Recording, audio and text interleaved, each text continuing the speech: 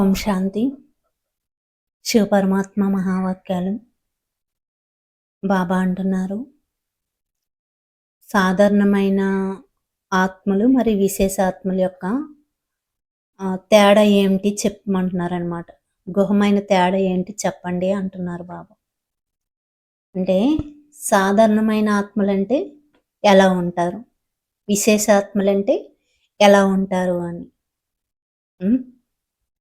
మరి వాక్యాల గురించి ఏం చెప్తారు మహావాక్యాలు?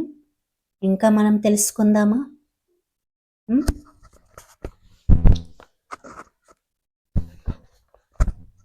బాబా అంటున్నారు, సాధారణ ఆత్మలలో మరి విశేషాత్మలో ముఖ్యంగా ఏ విషయంలో తేడా ఉంటుంది? ఏదైనా గృహమైన తేడా చెప్పండి. బాబా అంటున్నారు, ఏమై ఉంటది? ఏమై ఉంటది? ముఖ్యమైన తేడా ఇదే. విశేషాత్మల నోటి ద్వారా మరియు వారి అనుభవం ద్వారా ప్రతి ఆత్మకు ఒక్క సెకండ్లో మరి చాలా సహజంగా డైరెక్ట్ బాబాతో సంబంధం జోడింపబడిపోతుంది. విశేషాత్మలు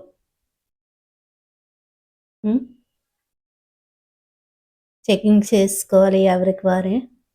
మరి ఎవరైతే సాధారణాత్మలు ఉంటారో వారు మధ్యలో ఎవరైతే దళారీగా అవుతారో మొదటి దళారీ దగ్గర ఆగి తర్వాత బాబాతో డైరెక్ట్ సంబంధం పెట్టుకుంటారు.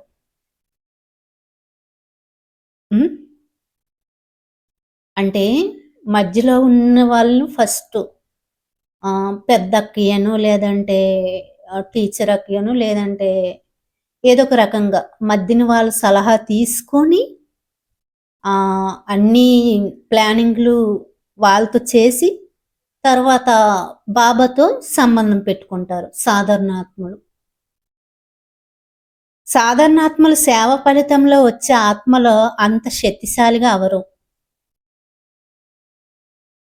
ఎవరైతే సహజంగా మరి చాలా తొందరగా బాబాతో సంబంధం జోడింపు చేయడానికి నిమిత్తంగా అవుతారో, వారు ఎవరికి నిమిత్తం అవుతారో వారు కూడా శ్రమను అనుభవం చేసుకుంటారు.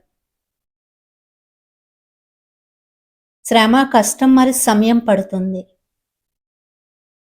ఏం చేయము, ఎలా చేయము, ఇది అవుతుందా లేక లేదా, ఈ ప్రశ్నలు వారి ఎదురుగా వస్తాయి. కానీ విశేషాత్మ తన విశేషత ఆధారంగా, తన శక్తి ఆధారంగా ఈ ఎందుకు మరి ఎలా అనే ప్రశ్నలు సమాప్తి చేసుకుంటారు.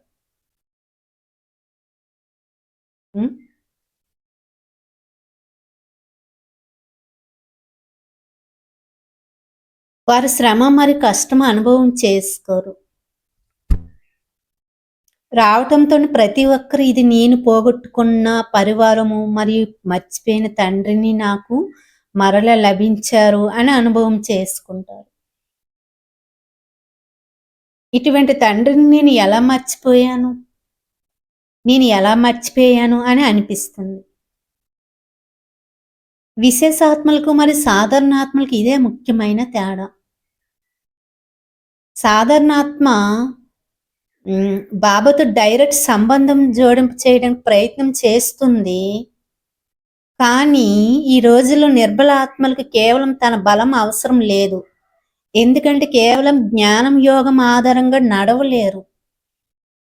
వారికి పూర్తిగా నిమిత్తంగా అయిన ఆత్మల యొక్క శక్తి యొక్క సహయోగం కావాలి. దీనితో వారు జంప్ చేస్తారు అంటున్నారు పరమాత్మ. వాళ్ళకి స్వయం శక్తిశాలిగా ఉండలేరు, జ్ఞానం యోగం ద్వారా నడవలేరు, నిమిత్తంగా ఉన్న తోక పట్టుకొని నడుస్తారు అని అంటున్నారు పరమాత్మ.